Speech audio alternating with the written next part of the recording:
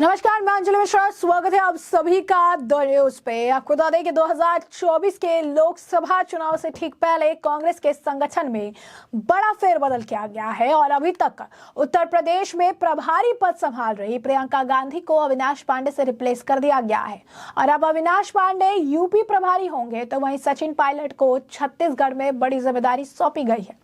इसी के साथ मल्लिकार्जुन खड़गे ने 12 महासचिव बनाए हैं, लेकिन सिर्फ और सिर्फ केवल ओबीसी जो है एक ओबीसी चेहरे को जगह मिली है। जी हाँ, बिल्कुल सही सुना आपने। कांग्रेस जो लगातार ओबीसी का मामला उठाती रहती है और कहती है कि बीजेपी से जगह नहीं दे रही है, बीजेपी इसके लिए कुछ नहीं कर रही है, कांग्रेस इनके साथ खड़ी है। वही कांग्रेस जो है अपने यहाँ अपने पावर जहां पर उनके पास है, अपने पास जहां पर उनके पास आप कह सकते हैं कि जो है फैसले लेने का पूरा हक है, जहां पर उनकी पार्टी में कई सारे ऐसे नेता हैं, ऐसे में अपनी ही पार्टी में वो ओबीसी को हक नहीं दिला पा रही है। 12 के 12 जो महासचिव बनाए गए हैं उसमें से एक सिर्फ ओबीसी को बनाया गया है, जिसके बाद कहा जा रहा है कि राहुल गांधी की कथनी और करनी में जमीन आसमान का फर्क है। दरअसल कांग्रेस पार्टी में नियुक्त किए गए 12 महासचिवों में अन्य पिछड़ा वर्ग से केवल एक नेता को जगह मिली है। कांग्रेस अध्यक्ष मल्लिकार्जुन खड़गे ने 12 महासचिव और 12 प्रभारियों को नियुक्त किया। इसमें आधे से ज्यादा अगड़ी जातियों के नेता है। ऐसे में राहुल गांधी के पिछले दिनों जातीय गणना और ओबीसी की भागीदारी पर दिए गए बयानों का जिक्र हो रहा। कहा जा रहा है कि राहुल गांधी कांग्रेस में बड़े पद की रेस में ओबीसी को हक नहीं दिला पाए। कांग्रेस अध्यक्ष मल्लिकार्जुन खड़गे की ओर से जिन नेताओं को महासचिव के रूप में जिम्मेदारी सौंपी गई उसमें मुकुल वासनिक, प्रियंका गांधी वाड्रा, जितेंद्र सिंह, रणदीप सिंह सुरजेवाला, दीपा बाबरिया, सचिन पायलट, अविनाश पांडे, कुमारी सैलजा, जीए मीर, दीपदास मुंशी, जयराम रमेश और केसी वेणुगोपाल शामिल है। वरिष्ठ नेता केसी वेणुगोपाल कांग्रेस के संगठन महासचिव बने रहेंगे। कांग्रेस अध्यक्ष ने रमेश चेन्निथला को महाराष्ट्र, मोहन प्रकाश को बिहार, चेल्ला कुमार को मेघालय, मिजोरम और अरुणाचल प्रदेश, अजय कुमार को उड़ीसा, जिसमें तमिलनाडु और पुदुचेरी का एडिशनल चार्ज भी दिया गया है। भरत सिंह सोलंकी को जम्मू कश्मीर, राजीव शुक्ला को हिमाचल प्रदेश और चंडीगढ़ का प्रभारी नियुक्त किया गया है। असल में मल्लिकार्जुन खड़गे ने कुल 12 महासचिव और 12 प्रभारियों को नियुक्त किया। हैरानी की बात यह है कि सिर्फ एक ही ओबीसी समाज के नेता को मौका दिया गया, ज्यादातर अगड़ी जाति के ही निकले। अब ऐसे में यह बात मायने रखती है क्योंकि राहुल गांधी ने हाल ही में संसद में मुद्दा उठाया था कि पीएम मोदी की अधिकारी वाली टीम में ओबीसी समाज से कितने लोग आते हैं। इसके अलावा उन्होंने अपनी चुनावी सभाओं में भी यह मुद्दा जमकर उठाया कि बीजेपी ओबीसी वर्ग को इतना ज्यादा मौका नहीं देती। उन्होंने एक गणित भी बताया था जिसका लेकर काफी उनका वीडियो वायरल हुआ था कि यहाँ पर 10 ऑफिसर है, यहाँ से फिर 5 ऑफिसर है, फिर यहाँ तक जाते हैं, फैसले लिए जाते हैं, कोई ओबीसी वाला नहीं है, वहां पर जाते हुए -1% हो जाता है, वहां पर जाते -10% हो जाता है और आपकी जवाबदेही खत्म हो जाती है।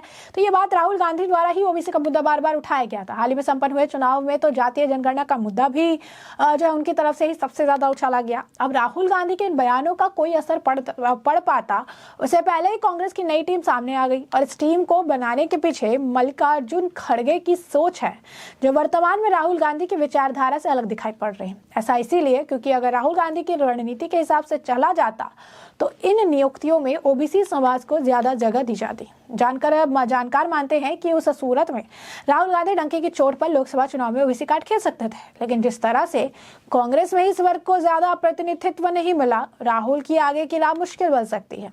वैसे इस समय सियासी रूप से राहुल गांधी की डगर की तरह ही चुनौतियों से लैस चल रही है। जब से पश्चिम बंगाल की मुख्यमंत्री ममता बनर्जी ने इंडी गठबंधन की बैठक में राहुल की जगह मल्लिकार्जुन खड़गे को पीएम उम्मीदवार बनाने की बात कर दी। देश की सबसे पुरानी पार्टी का ही एक वर्ग असहज बताया जा रहा है।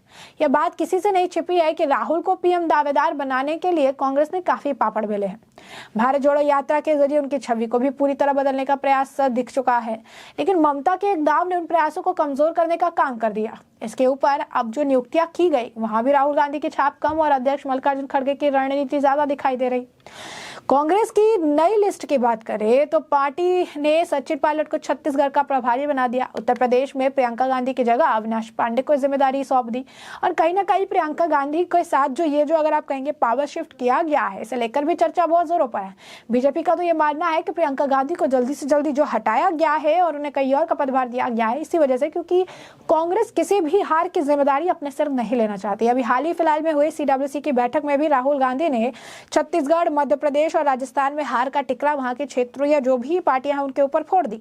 उन्होंने अपनी पार्टी के नेताओं पर इसका टिकरा फोड़ दिया और कहा कि अगर इन्होंने छोटी छोटी पार्टियों को अपने साथ लेकर चलने का प्रयास किया होता तो शायद यह हार हमें नहीं मिलती, या फिर यह हार जो है हमें इस तरीके से देखना नहीं पड़ता, क्योंकि जब बीजेपी के खिलाफ लड़ाई हो तो एक एक वोट मायने रखता है। वैसे में प्रियंका गांधी को हटा देने के बाद बीजेपी की भी इस पर प्रतिक्रिया है।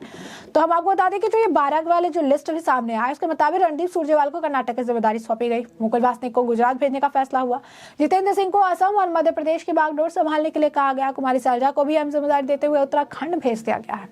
अब भाजपा ने कांग्रेस के भीतर फेरबदल और प्रियंका गांधी को महासचिव बनाए रखने के फैसले पर तंज कसा। भाजपा ने कहा कि खासकर आपको बता दें कि बीजेपी के आईटी सेल प्रमुख अमित मालवीय ने लिखा कि प्रियंका गांधी वाड्रा को कांग्रेस संगठन में पोर्टफोलियो नहीं दिया जाना पार्टी में गांधी परिवार के जवाबदेही मुक्त रहने के अनुरूप है और ऐसा होना चाहिए। भाजपा आईटी विभाग के प्रमुख अमित मालवीय ने सोशल मीडिया पर पोस्ट कर लिखा, वैसे राहुल गांधी के प्रतिद्वंद्वी खेमे के लिए एक पदोन्नति और हाथ में एक मौके के रूप में देखा जाना चाहिए। बता दें आपको कि अभिषेक उपाध्याय ने भी इसे लेकर पोस्ट डाला और इस मामले को बहुत स्पष्ट तरीके से लिखा। उन्होंने लिखा कि कांग्रेस ने जो कल 12 नए जनरल सेक्रेटरी घोषित किया उसमें सिर्फ एक ओबीसी है, एक मुस्लिम है, यानी 1% से भी कम ओबीसी रिप्रेजेंटेशन है, जबकि 12 में से 8 जनरल सेक्रेटरी अगड़ी जातियों के हैं, यानी संगठन की बेहद महत्वपूर्ण जनरल सेक्रेटरी पोस्ट के करीब 67% हिस्से पर अगड़ी जातियों का कब्जा है। हालांकि उसका अपना अधिकार है कि किसे कौन सा पद दे, मगर फिर यह शोर क्यों कि देश में 90 सेक्रेटरीज में केवल 3 ओबीसी हैं। आप अपने जनरल सेक्रेटरीज में ओबीसी को 1% से भी कम रिप्रेजेंटेशन दे रहे हैं और देश में सेक्रेटरीज की संख्या में ओबीसी से कम रिप्रेजेंटेशन पर हल्ला खड़ा कर देते हैं। तो ये आखिर कैसी राजनीति है जहां पर आप दूसरे के ऊपर सवाल कर रहे हैं, लेकिन जहां पर आपके पास फैसले लेने की पूरी ताकत है, जहां पर आपका ही फैसला चलता है, ऐसी जगह पर आप फैसला मुक्त रखना चाहते हैं और ऐसे में अपने बात पर जो है आप पीछे हटना चाहते हैं। तो अब ऐसे में आपको लिस्ट भी बताते हैं कि कौन से है और कौन कौन से अगर है कास्ट आ रहे हैं। तो वो पहला जो नाम है वो है मुकुल वासनिक का, वो एससी है। प्रियंका गांधी अगड़ी जाति यानी ब्राह्मण है। जितेंद्र सिंह अगड़ी जाति यानी राजपूत है। रणदीप सुरजेवाल भी अगड़ी जाति है, जाट से जो है वो जाट समाज से आते हैं। वही अगला जो नाम है वो है दीपक बावरिया का, वो भी आपको बता दें कि जो है अगड़ी जाति से हैं, जाट है। दीपक बावरिया भी अगड़ी जाति से। सचिन पायलट गुर्जर है, वो ओबीसी हैं। अविनाश पांडे अगड़ी जाति से है, ब्राह्मण है। कुमारी सैलजा एससी है। जीए मीर मुस्लिम है। दीपदास मुंशी अगड़ी जाति से है यानी कास्ट है। और जयराम रमेश भी अगड़ी जाति से है यानी मैसूर ब्राह्मण है। तो ज्यादातर ब्राह्मण कास्ट और अगर आप देखेंगे राजपूत, इन लोगों को जो मौका है ये दिया गया है और असल में अगर आप देखेंगे तो ये लोग ही ज्यादा से ज्यादा यहाँ पर मौका मिला है। तो राहुल गांधी जो ये बात कहते हैं, जो ओबीसी का ये झंडा फहराते घूमते रहते हैं, ऐसे में अगर आप देखेंगे तो उनकी इस राजनीति के पैटर्न पर ही सवाल बन रहा है। इस पैटर्न पर ही अगर आप कहेंगे कि जो बात है वो दिख रही है कि किस तरीके से जो है ये सब कुछ किया जा रहा है, किस तरीके से अगर आप देखेंगे कि जो है बयानबाजी के समय कुछ और, टिप्पणी करने के समय कुछ और जब अपने हाथ में पावर है, जहां पर इनकी चल सकती है, जहां पर ये सबसे ऊपर इनका अगर आप कहेंगे दर्जा है, जहां पर इनके पास पावर है कि वो चीज़ों को कर सके, वहां पर ये पीछे हट जा रहे हैं, वहां पर इनसे जो है कुछ होता हुआ नजर नहीं आ पा रहा है। तो ऐसे में हमने आपको जो पूरा मामला है ये बड़े विस्तार से बताया कि पूरा मामला क्या है और इस मामले पर अब आपकी भी जो राय हो हमें कॉमेंट सेक्शन में कॉमेंट करके ज़रूर साझा करिएगा। धन्यवाद।